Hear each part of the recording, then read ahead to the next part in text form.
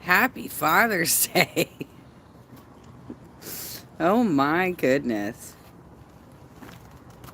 So, season two premiered tonight. We got to pick up where we left off, which was, for those of you, spoiler alert, if you haven't seen it, um, in the season finale of I'm sorry, season one, Rhaenyra's, was he the heir or was he the second child? He was quite a bit shorter than the other son that is always hanging out.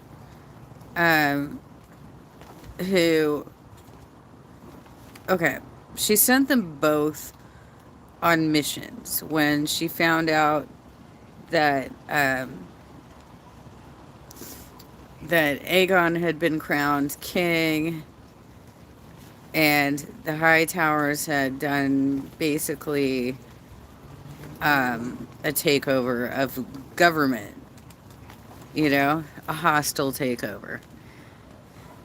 Despite the fact that she had been named heir to the throne by her father, her best friend, Alicent, believed that she had heard on Viserys' deathbed that he was kind of rambling mindlessly because he was dying, right? And he thought he was talking to Rhaenyra, but he was talking to Alicent. And he was talking about this prophecy that was supposed to just be information he passed to the heir of the throne. She misunderstood what he was saying because the person that he referred to as coming up with this prophecy has the same name as her son, right? So this is, I don't know, Aegon the Third or Aegon something. I don't know. He's out there, right? But anyway, the prince that was promised, uh, I believe in Game of Thrones, ends up being Jon Snow. So, way off, girly girl. Way off. So, anyway, she thought that her son was the prince who was promised. And she told this to her conniving father, who was hand of the king. And they immediately took over government. It was a hostile takeover of government. And Rhaenyra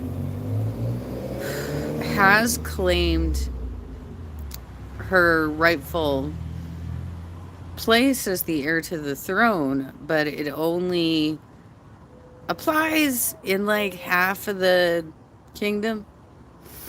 She's courted about half of the kingdom at this point.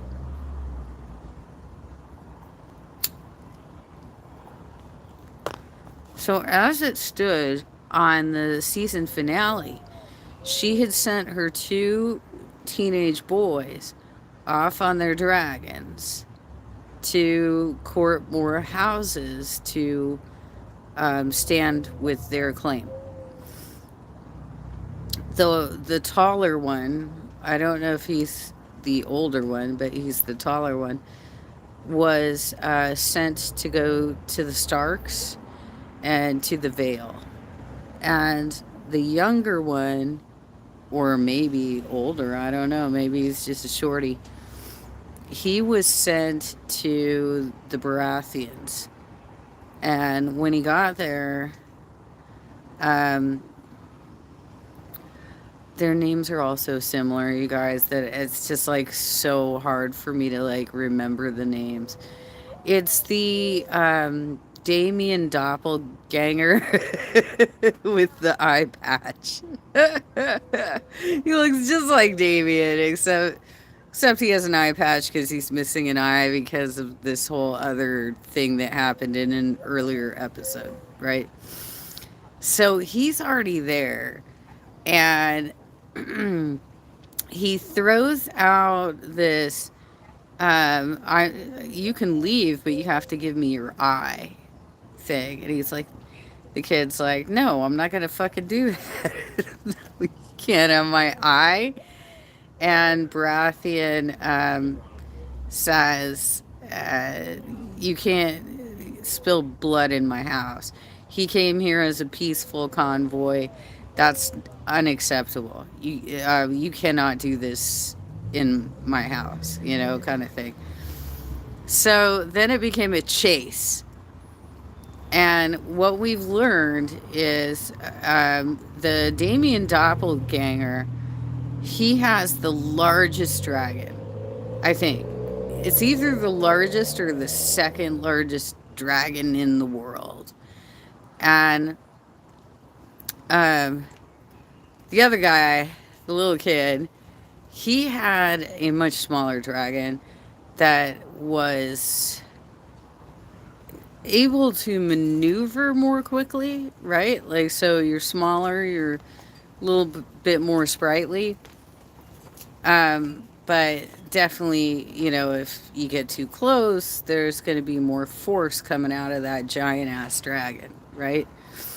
So they ended uh, the last season with that poor kid getting killed by the larger dragon because both of them lost control of their dragons. The dragons got spooked and were no longer listening to commands. And so, like, the little kid's dragon, he wasn't little, he was probably like 14 or something. But his dragon sprayed fire at the bigger dragon.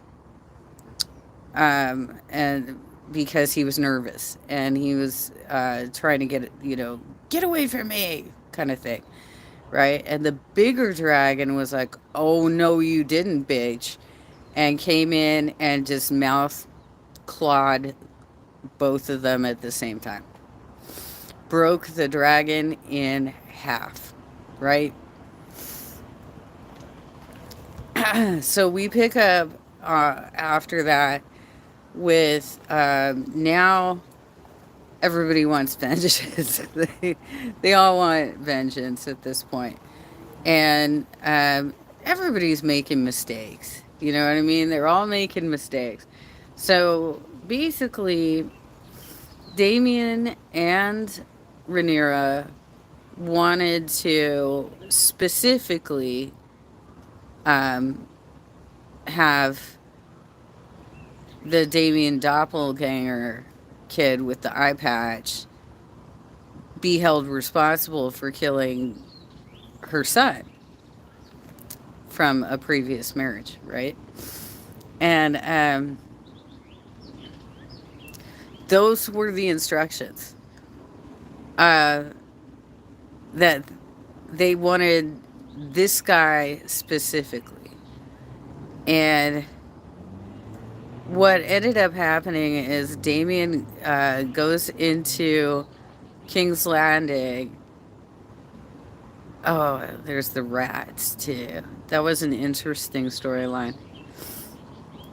He goes into King's Landing and hires this guy that I don't know if this is literal or figurative. Says that he uses rats to spy on people in the castle.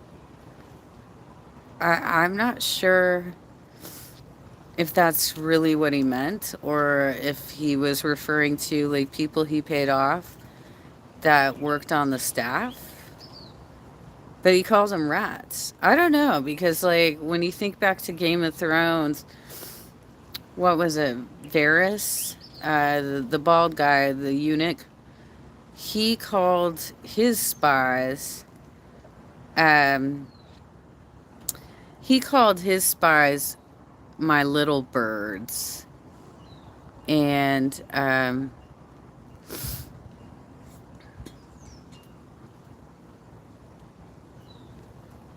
good night, Chantal.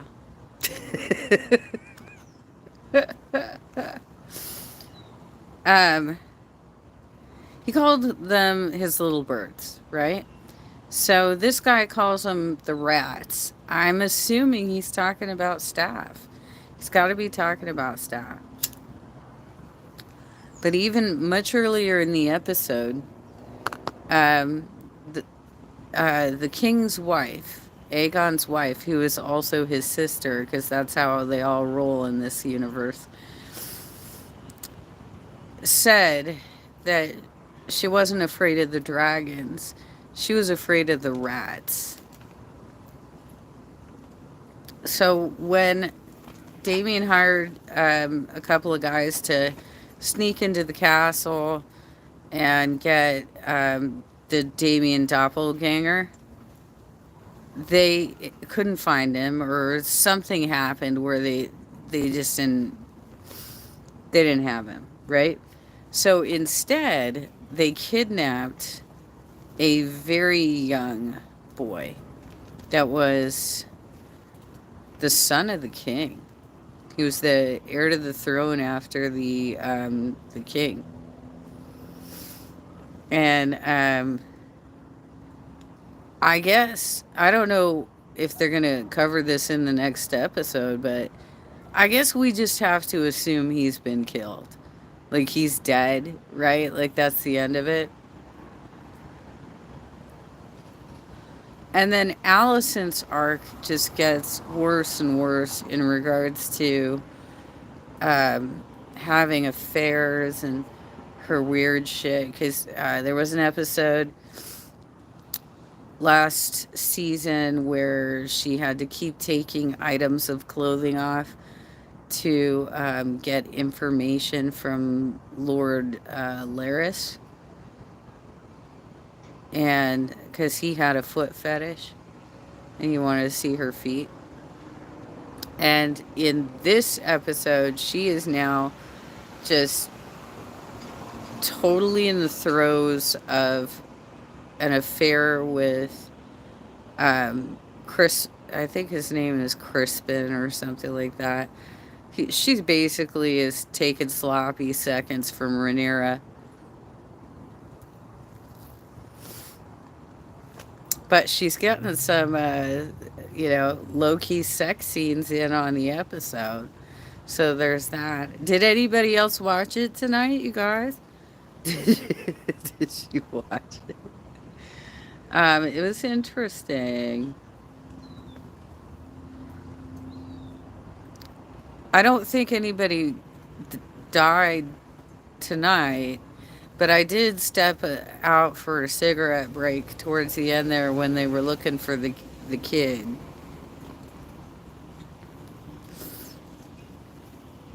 I think everybody survived this episode, right? I think that's how it went. So we're back in business with House of Dragons, you guys. Back in business. And I did watch some of the other stuff today in regards to Foodie and her bullshit. And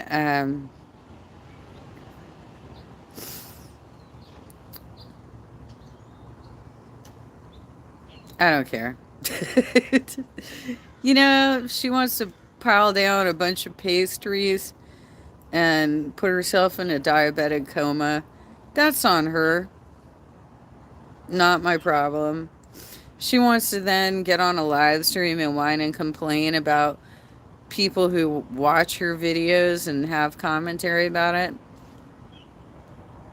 You go ahead and do you, girl. Not my problem. I was amped up about House of Dragons, and I really wish I could remember what Damien's doppelganger's name is, because I keep forgetting, you guys. I don't remember what his name is. Rhaenyra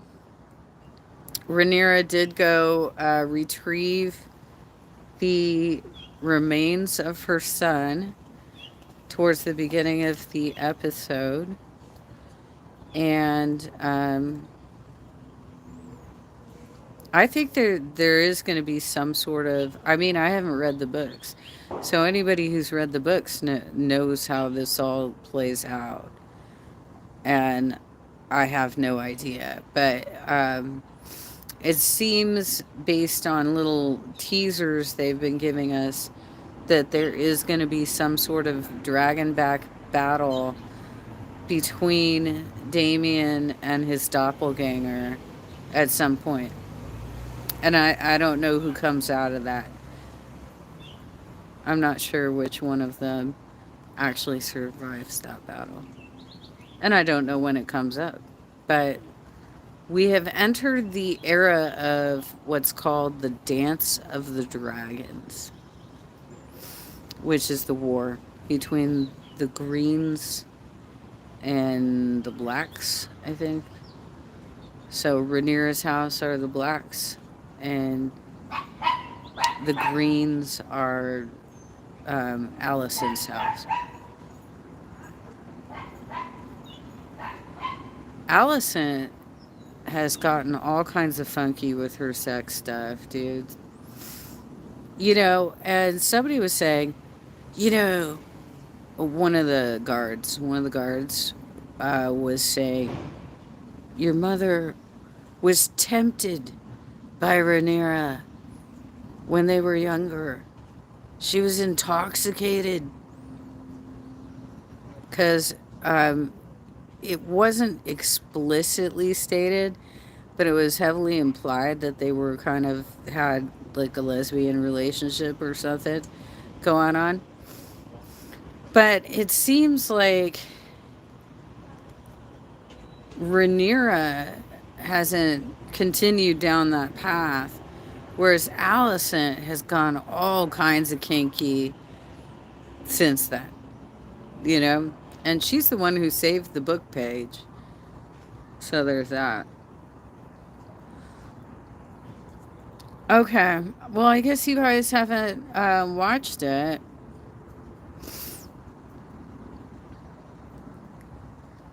You haven't watched it. But it was good, I would say. Go watch it. It's on HBO on demand at this point. So I guess I'll chat at you guys later.